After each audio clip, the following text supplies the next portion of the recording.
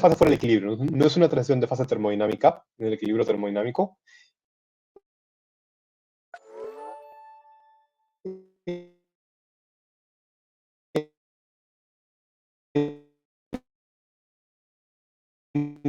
Donde la emisión superradiante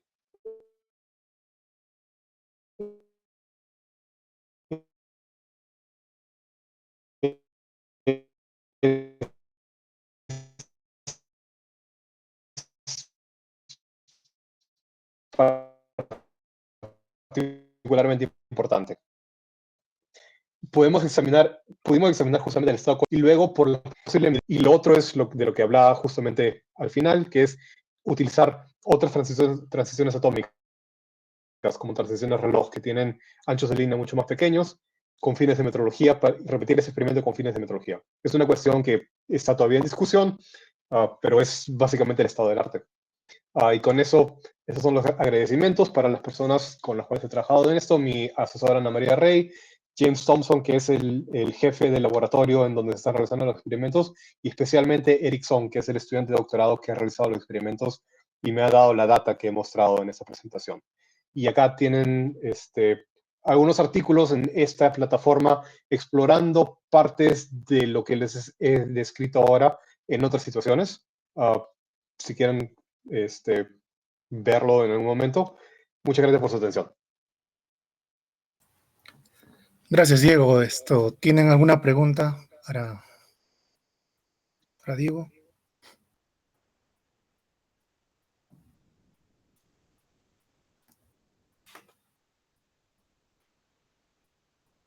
¿Nadie? Acá en el chat dice que es una función exponencial negativa que depende de las condiciones dadas. Sí, depende de las condiciones dadas, pero estoy hablando de átomos, digamos, en situaciones en las cuales no hay estos, ¿cómo se llama? Corrimiento, o sea, emisión de átomos individuales, básicamente. Ya. Bueno, yo tenía un par de preguntitas. Vale. Hablabas del enmarañamiento. ¿Sabes qué dimensión es? ¿En qué dimensión puedes? Depende a qué te refieres con dimensión. ¿A qué te refieres con dimensión en este momento? O sea, no sé, 4 estados, 6. No, es bastante más grande. Mira, las propiedades de esos estados es que es una fracción de todo el número de átomos. Entonces, se han logrado como 20 decibelios. Un rato, ¿cómo es?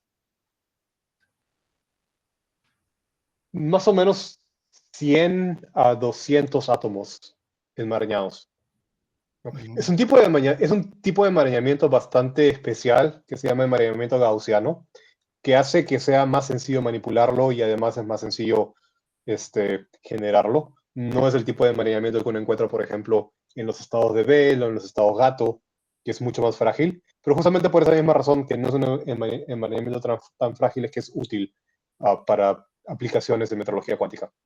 ¿Y se puede controlar bien o es? Se puede controlar bien hasta cierto punto, es decir, se puede controlar bien en el sentido de que se han generado sistemas con enmarañamiento bastante grande, se hablan de cientos de átomos, que pueden reducir en principio la precisión de las mediciones de factores de 100, ni siquiera 10, factores de 100. El problema es que ocurren en sistemas que no son tan relevantes para metrología, no son transiciones atómicas de rubidio que no son muy útiles para relojes atómicos, ¿no? Entonces, una de las cosas que se está intentando hacer ahorita, experimentos, están buscando intentar generar ese mismo enmarañamiento que se ha demostrado de reducción de fluctuaciones cuánticas en un factor de 100, pero hacerlo ahora en transiciones atómicas que sean relevantes para relojes, como la de Strontium 87. Es más complicado. Esa sería una transición óptica y es mucho más complicado por temas técnicos, pero la gente está trabajando en eso. Y no parece imposible, no parece imposible realizarlo. En el chat te hacen una pregunta, a ver.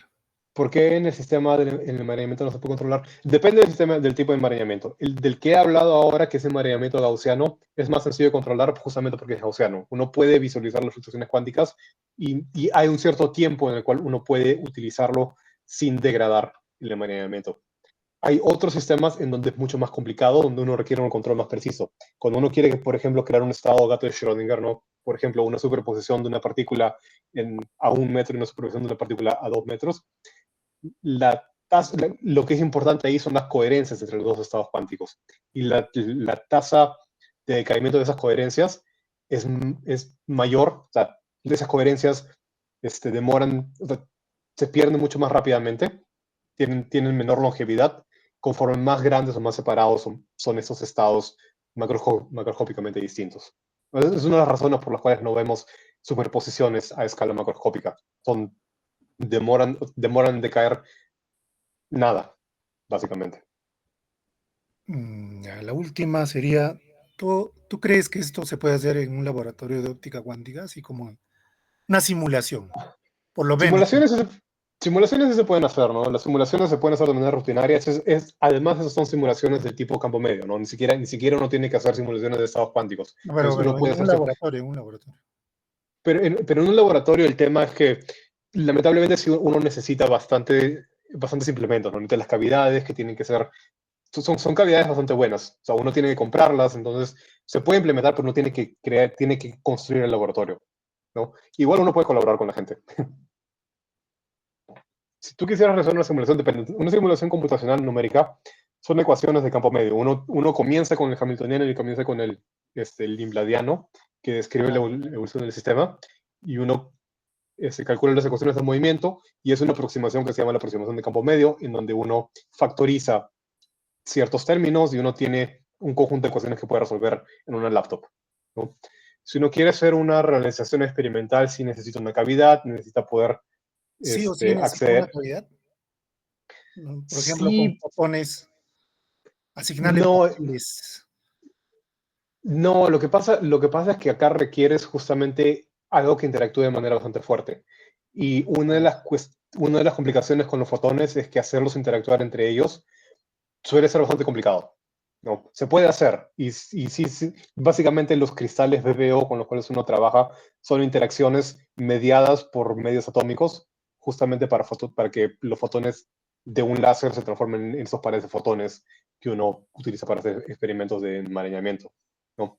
Pero, pero en general, mantener una interacción prolongada fuerte entre fotones es algo complicado. Ok, Diego, gracias por tu presentación. Gracias por la Excelente. invitación, Johnny. Hago tiempo que no te veo. Ya te voy a ir a visitar. Igualmente, y yo a ti también. Gracias, gracias. ¿No tienen alguna pregunta más por si acaso? Antes que se despida, Diego. Bueno,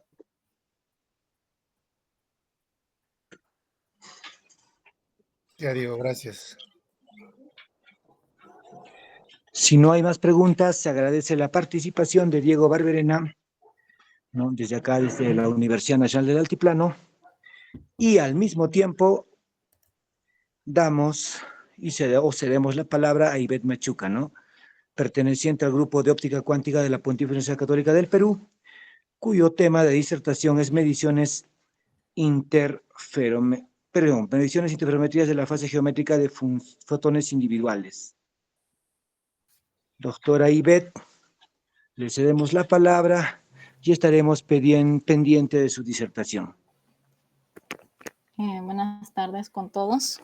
¿Se me escucha bien? Sí, sí, se escucha.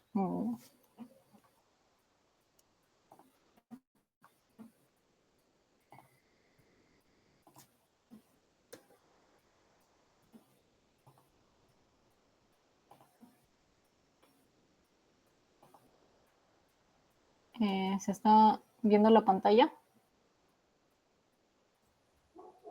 Sí, sí. Sí, Ya, se ve perfectamente. ya, gracias. Buenas tardes con todos. Soy Ivette Machuca y del grupo de óptica cuántica de la Pontificia Universidad Católica del Perú. Y actualmente me encuentro trabajando en mi tesis que se titula Mediciones interferométricas de la fase geométrica de fotones individuales. Esta tesis está siendo financiada por Concitec Prociencia y bueno, vamos a iniciar. Nosotros, ¿qué entendemos por fotones individuales? Primero vamos a ver, según el modelo cuántico de la luz. En el modelo clásico nosotros podemos ver fenómenos como interferencia o difracción en experimentos de laboratorio fácilmente, pero si nosotros queremos comprobar la naturaleza cuántica de la luz en un laboratorio, ¿cómo realizamos eso? ¿Cómo comprobamos que efectivamente la luz está formada por cuanta, es decir, paquetes cuantizados de energía? Si bien tenemos fenómenos como el efecto fotoeléctrico o el efecto Compton que nos sugieren fuertemente la existencia de estos fotones individuales, estos no son una prueba definitiva de su existencia. Entonces, ¿cómo es que lo comprobamos nosotros experimentalmente? Para ello, veamos en el laboratorio. Aquí tenemos un beam splitter, que es un cubo que lo que hace, si nosotros tenemos un haz de luz incidente, lo va a dividir en dos, un haz transmitido y otro haz reflejado. El haz transmitido va a ser proporcional al coeficiente de transmisión del material, así como también que el haz reflejado va a ser proporcional a la intensidad que sale al coeficiente de reflexión. Luego, si uno aumenta esa intensidad y a la salida tenemos detectores que vamos a medir, cuya intensidad I la aumentamos, lo que medimos es que esos campos salientes también van a aumentar. ¿Esto que nos está dando? Eso nos da una correlación de las medidas que uno hace a estas salidas de ese beam splitter o divisor de haz. Pero, ¿qué sucede según un modelo cuántico? Es decir, si mandamos acá un fuera roja aquí, entonces, ¿qué pasa si llega ese fotón, incide en el beam splitter? ¿Qué esperamos medir? Entonces, tenemos un caso que se puede transmitir, llegar a este detector, pero ya no se va a llegar a detectar aquí. Otro caso sería que el fotón llega, se refleja, llega a ese detector, pero no al otro. Lo que sí no puede ocurrir es que tengamos mediciones simultáneas, es decir, que detectemos que hay un fotón aquí y un fotón acá en el otro detector a la vez. Eso no ocurre. Entonces, esto nos está mostrando una anticorrelación de las medidas que uno hace a las salidas de este divisor de haz. Pero, ¿cómo vamos a cuantificar esa anticorrelación? Para ello, nosotros veamos lo que es el grado de coherencia de segundo orden. Según un modelo clásico de la luz, esta está gobernada por las leyes de Maxwell, entonces nosotros podemos relacionar un campo a través de su intensidad.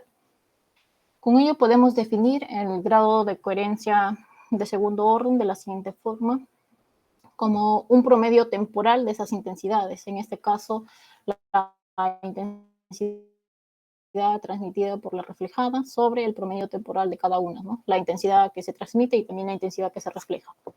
Ahora, si nosotros consideramos que ese divisor de haz es 50-50, es decir, que lo que se transmite es igual a lo que se refleja, en este caso estamos hablando de intensidad, y a la vez que las mediciones se realizan a la vez a la salida, no medimos tiempo después. Entonces, lo anterior nosotros lo podemos simplificar a esto. El grado que tenemos aquí. Entonces, podemos jugar con esa desigualdad de modo que nosotros hagamos aparecer este término de G2. Como pueden ver, si por ejemplo dividimos ese en ambos lados, vamos a ver que aparece G2 y que este va a ser mayor o igual que 1. Este resultado ha sido obtenido, ha sido derivado según un modelo clásico de la luz. Pero según un modelo cuántico que tenemos, para este caso las magnitudes observables, lo que nosotros medimos en un laboratorio, lo podemos representar mediante operadores. En este caso lo denotamos aquí con un sombrero. Luego, entonces, nuestro grado de coherencia de segundo orden en términos de los operadores intensidad está dado de esta forma. Igual consideramos de manera similar un divisor de As, OPS 50-50 y mediciones simultáneas. Luego podemos reescribir lo anterior en términos de otros operadores, en este caso el operador creación y operador destrucción dados aquí por A, taga y A. Entonces G2 nos queda en términos del operador número de fotones, que es este, y nos queda de esta forma. Este resultado es más general porque nosotros podemos seleccionar casos en los que sí se cumple la desigualdad de G2 mayor o igual que 1. Tal es el, por ejemplo, de estados coherentes para ondas clásicas estables. En ese caso se tiene un valor de G2 igual a 1. Entonces sí cumple con este resultado. Pero nosotros también podemos escoger otros estados que violan dicha desigualdad. Tal es el caso, por ejemplo, de estados de un solo fotón, que lo estamos denotando aquí por este ket con 1. Entonces, el operador número, que es este de acá, al actuar sobre ese estado de un solo fotón, opera de esta forma. Entonces, si nosotros queremos ver el grado de coherencia de segundo orden, queremos ver cuál sería su valor para este caso de estados de un solo fotón, vemos que se va a reducir a 0. De esto, empleándolo de acá, vamos a tener un valor de G2 igual a 0. Y G2 igual a 0 ya contradice entonces ese modelo clásico de la desigualdad G2 mayor o igual que 1. Entonces, ¿a qué estamos llegando?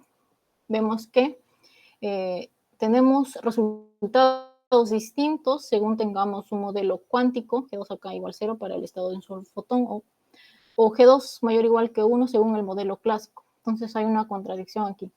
Y eso es lo que nosotros queremos comprobar, ¿no? La naturaleza cuántica de la luz. Para ello vamos a tener que medir ese grado de coherencia de segundo orden, pero vamos a tener que en el laboratorio preparar ese fotón individual. ¿Y cómo lo vamos a hacer? Para ello veamos el arreglo del experimento que se usa. En este caso se tiene luz láser que, bueno, bombea un cristal birrefringente, que en este caso es el BBO, beta borión borato, que lo que hace es producir pares de fotones mediante el proceso de conversión paramétrica descendente espontánea. Entonces llega la luz láser, bombea este cristal, se producen pares de fotones. Luego esos fotones nosotros los redirigimos hacia detectores. Un fotón va acá y el otro llega hacia este PBS, como vimos anteriormente en un inicio, o bien se transmite o se refleja, pero no los dos a la vez. Entonces, para ver eso, nosotros también a la salida ponemos otros dos detectores, que son los de aquí, B y B'. Luego esos tres detectores todos van hacia un módulo de conteo de fotones individuales y con eso nos va a permitir medir el grado de coherencia de segundo orden en función de términos de coincidencias. Ese esquema experimental es lo que conocemos como detección anunciada y es el que nosotros usamos y vamos a ver en el laboratorio. Se puede demostrar que el grado de coherencia de segundo orden lo podemos expresar en términos de las probabilidades de encontrar coincidencias triples, es decir, coincidencias triples y coincidencias dobles. Es decir, que tres fotones se detecten acá en A, B y B' o coincidencias dobles entre detector A, detector B o bien detector A o B'.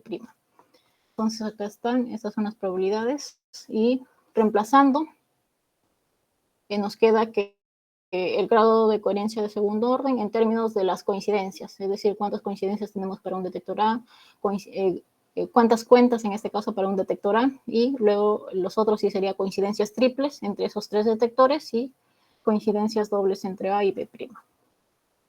Con esto ya nosotros podemos lograr mediciones de del grado de coherencia de segundo orden. Y tenemos antecedentes. Tal es el caso de Granger, Roger y Aspect, que en 1986 ellos lograron medir el grado de coherencia de segundo orden. Ellos obtuvieron un valor de 0,18 más menos 0,06. Y bueno, siendo esta la primera evidencia experimental de la existencia de fotones individuales. Posteriormente, en 2004, Thor y et al. También lograron medir el grado de coherencia de segundo orden aprovechando los avances tecnológicos. Ellos lograron tener un valor de G2 de 0,0177 y una incertidumbre de 0,026. Como pueden ver, tiene una incertidumbre menor, pero bien, ambos valores son cercanos a ceros, lo cual sí contradice el modelo clásico y lo cual sí es coherente con el modelo cuántico de la luz. Bueno, este arreglo, cabe señalar que es un arreglo muy grande porque estos fotones que salen de acá, de este cristal BBO, salen a 3 grados. Entonces ese es un ángulo pequeño. Y luego, si nosotros queremos acá implementar los otros dispositivos, más o menos lo colocamos a una distancia aproximada de 1 metro, de modo que sí se pueda, todo el arreglo quepa en la mesa. Entonces es un arreglo grande, también es poco estable, los fotones, la trayectoria que siguen es larga, además que está fijo en una mesa óptica.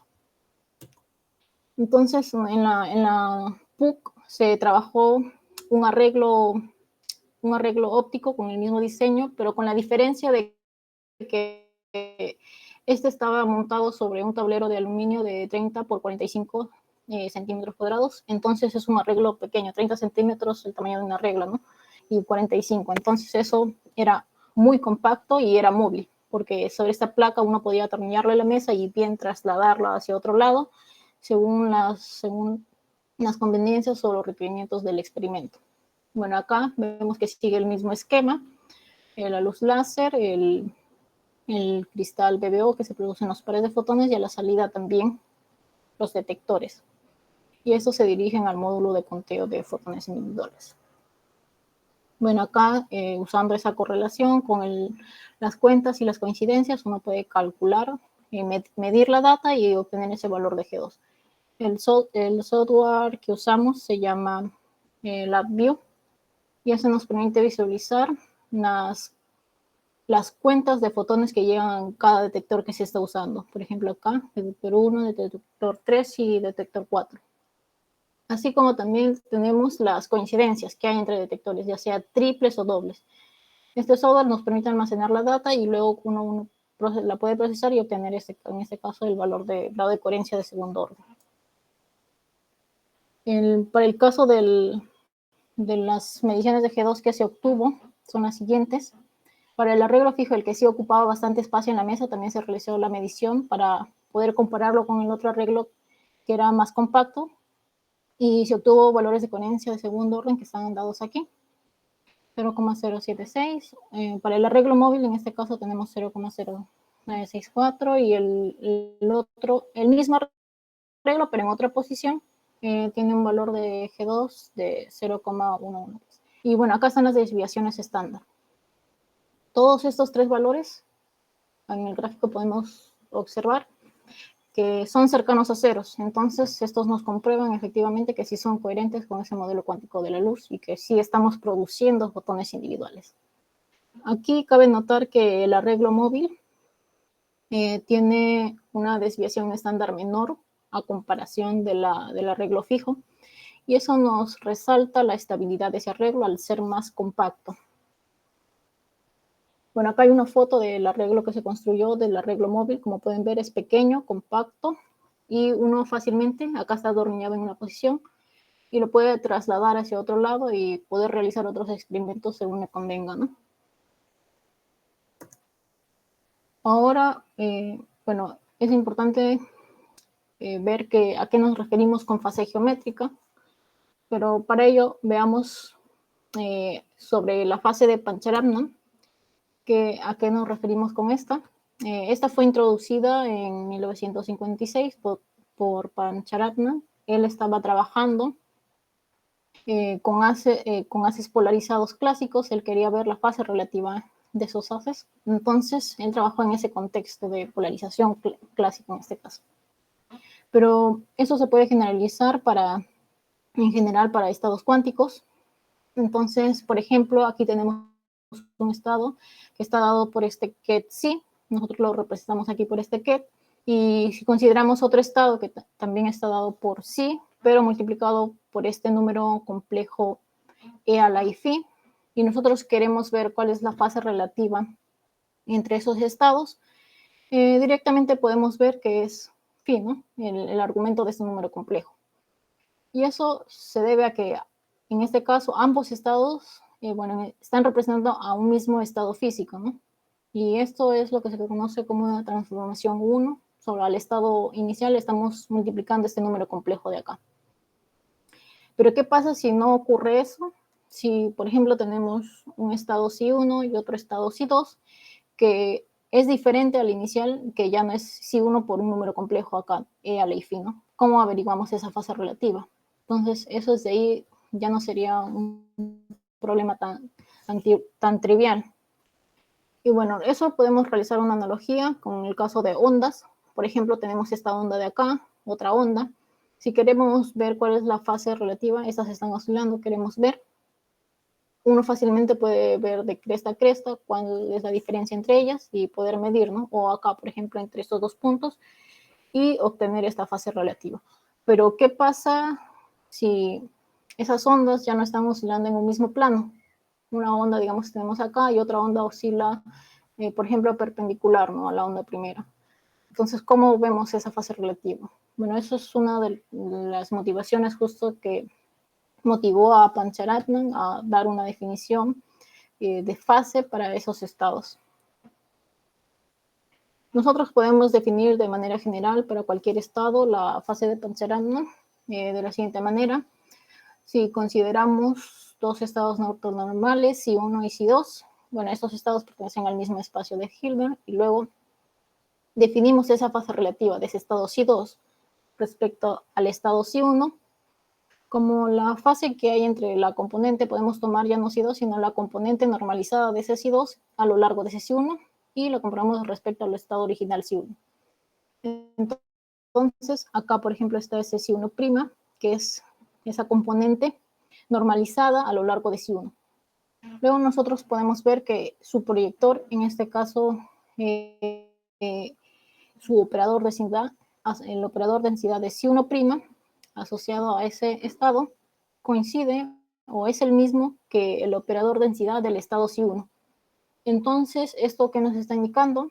Que ambos están representando el mismo estado. Ese operador densidad contiene información acerca de los resultados que uno obtendría al momento de realizar las mediciones. Por ello, representan a un mismo estado. Entonces, nosotros podemos escribir ese psi1' como un psi1 y acá dado multiplicado por este número complejo e a la y phi. Y como nos interesa obtener o calcular esa fase relativa, bueno, vamos a despejar. Para ello, vamos a multiplicar el producto interno con el bra psi1 y obtenemos acá solo e a la y phi. Acá esto de acá, lo seguimos operando. Y después, bueno, este número complejo nos interesa en sí su argumento, ¿no? Entonces acá está así el argumento de todo esto.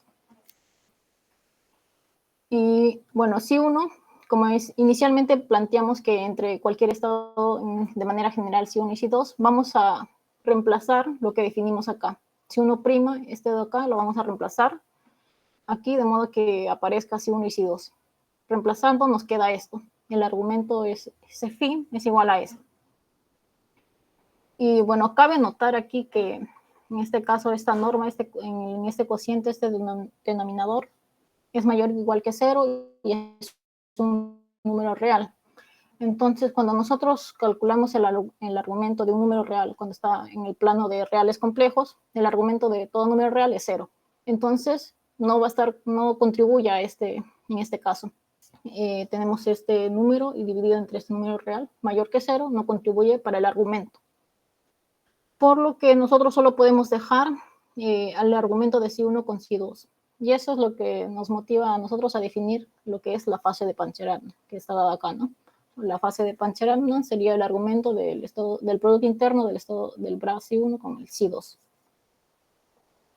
Luego, en cuanto a la fase geométrica, como mencionábamos anteriormente, Pancharatnam trabajó en el contexto de los estados clásicos.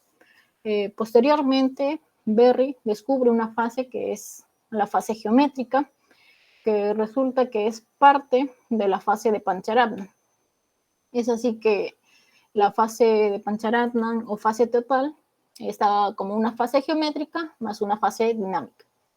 Cada una de estas fases tiene propiedades distintas y a nosotros en particular nos interesa el de la fase geométrica porque esta es robusta ante ante perturbaciones, ante cambios que tenga nuestro sistema.